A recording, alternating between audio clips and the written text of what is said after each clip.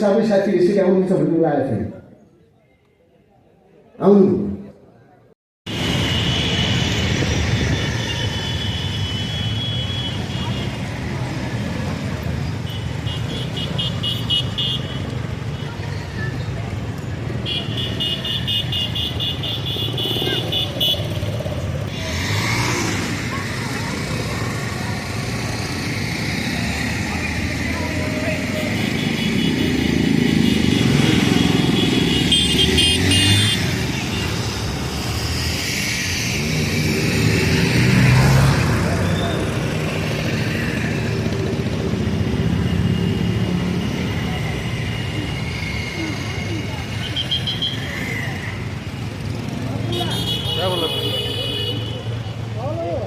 कुनै सडकमा तपाईँको कसैले विरोध गरेको भरमा, कसैले बाहिर तपाईँको विरोध गरेको भरमा एमाले आफ्नो महाधिवेशनबाट नेतृत्व को बनाउने महाधिवेशनको प्रतिनिधिले फैसला गर्छ। एमाले फैसला गर्छ, कुनै विपक्षी पार्टीले फैसला गर्ने, कुनै विरोधी पार्टीले फैसला गर्ने, कुनै देशी विदेशी प्रतिक्रियाको शक्तिले फैसला गर्ने यो काम होइन। यसको पछि हामी लाग्नु हुँदैन। त्यसैले म तपाईँलाई यो पनि भन्न चाहन्छु र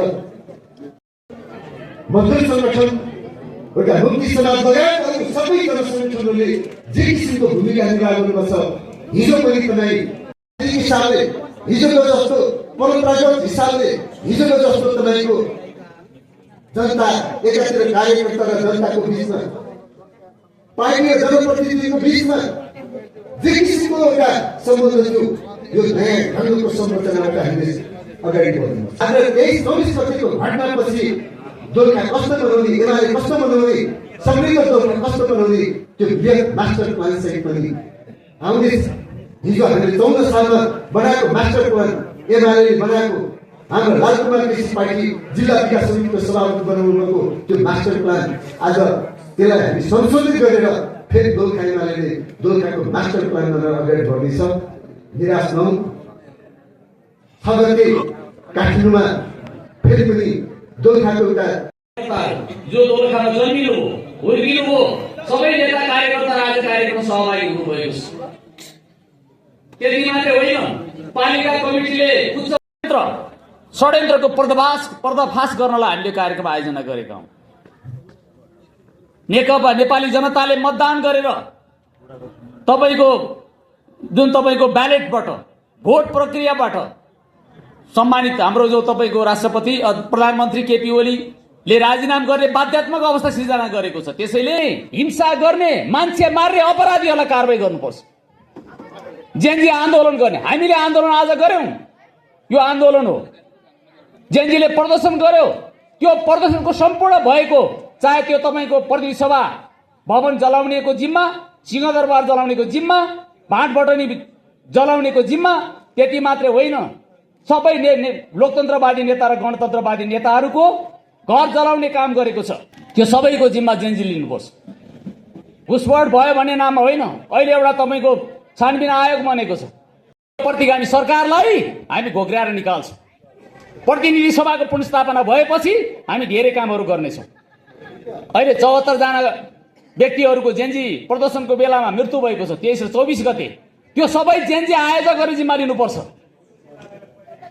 सबै कठपुतलीहरूले चलाएको छ हामी यो राष्ट्र, नेपालको संविधान। अनि त्यति मात्र होइन, नेपालको सार्वभौम सत्ता, त्यो संरक्षणको पक्षमा नेकपा एमाले रहेको छ। हामी कुनै हालतमा यो संघीय लोकतान्त्रिक गणतन्त्रको संरक्षण गर्छौं, सम्बोधन गर्छौं, त्यो पक्षमा रहेका छौं। समृद्ध नेपाल, सुखी नेपाली हामी बनाउँछौं, त्यसमा हामी दायाँ-बायाँ गर्दैनौं। त्यसैले हामी भन्न चाहन्छौं, आउँदो 11औं राष्ट्रिय महाधिवेशन जसले केपी ओलीको नेतृत्वमा निर्विरोध रूपमा अध्यक्ष चयन गरेर जान्छौं र सुशासनको निम्ति, विधिको शासन स्थापनाको निम्ति, भ्रष्टाचार रहित समाज निर्माणको लागि नेकपा एमाले सत्तामा पुग्नुपर्छ। एमाले कमजोर भयो भने लोकतन्त्र कमजोर हुन्छ, संघीयता कमजोर हुन्छ। त्यसैले यसलाई ध्यान दिनुपर्छ भन्ने मेरो आग्रह छ। कुटिन्छन्, नेपाली कांग्रेस चुसम्म गर्दैन, चुसम्म बोल्दैन, सास काट्दैनस् नेपाली कांग्रेस। होसमा त आऊ कांग्रेसहरू, होसमा आऊ। देउबाको सुरक्षा भएन भने तिम्रो सुरक्षा हुन्छ। देउबाको सुरक्षा गर्न नसक्ने कांग्रेस के को कांग्रेसको राजनीति गर्छौ? त्यसैले म त आग्रह गर्छु विनम्रतापूर्वक नेपाली कांग्रेसलाई, यो प्रतिनिधि सभाको पुनर्स्थापना गरौं त्यसपछि मुलुकमा विधिको शासन स्थापना गरौँ, सुशासनको प्रत्याभूति दिउँ। हामी काङ्ग्रेससँग लोकतन्त्रवादीसँग मिलेर मुलुकमा सुशासन ल्याउने कुरामा दत्तचित्त भएर अगाडि लाग्नेछौँ। तर काङ्ग्रेस अझै पनि काङ्ग्रेसको साथ गएको छ, काङ्ग्रेसको साथ गएको छ, उठ्दैन। कार्य समितिको बैठक बस्दा निर्णय गर्दैन। यो के हो काङ्ग्रेस? यो तपाईँको गाई जात्रा। काङ्ग्रेसभित्र खोज्ने वातावरण बनेर गएको छ। कोइराला निवास तहस नहस भएको छ, नेताहरू कुटिएका छन्, धेरै नेताहरूको घर जलेको छ, सम्पत्ति नोक्सान भएको छ। त्यसैले होसमा आउन कान्छलाई आग्रह गर्न चाहन्छु। अर्को पनि आग्रह गर्न चाहन्छु। नेकपा माओवादी भन्ने पार्टी थियो, अहिले नेकपा माओवादीको न पार्टी छ, न नेकपा माओवादी छ, न लोगो छ, न विचार छ, न सिद्धान्त छ, न दृष्टिकोण छ। चुनाव चिन्ह पनि प्रचण्डले खाए, कम्युनिस्ट पार्टी पनि विसर्जनवादमा लगे। अहिले नाटक रचिरहेको छ। नेकपा एमाले मात्रै त्यस्तो शक्तिशाली हो जो विचार दृष्टिकोण सिद्धान्तका साथ अगाडि बढिरहेको छ। एमालेमा प्रवेश गर्न अनुरोध गर्न चाहन्छु। हामी सबैलाई उचित जिम्मेवारी दिन्छौँ। हामीलाई पर्दैन, हामी एउटा लेभलमा पुग्यौँ। हामीलाई अब तपाईँको नेतृत्वको भोग छैन। तर राष्ट्रियता नेपालको संविधान, लोकतान्त्रिक गणतन्त्र नेपाललाई हामी स्थायित्व दिन्छौँ। सुशासनको प्रत्याभूति दिने गरी हामी अगाडि बढिरहेका छौँ। यसमा ख्याल गर्न म आग्रह गर्न चाहन्छु। त्यसैले प्रचण्डलाई, माधव नेपाललाई भ्रमको खेती नगर्न अनुरोध गर्न चाहन्छु।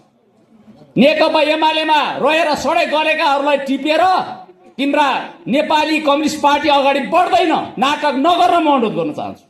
भ्रमको खेती नगर्न अनुरोध चाहन्छु।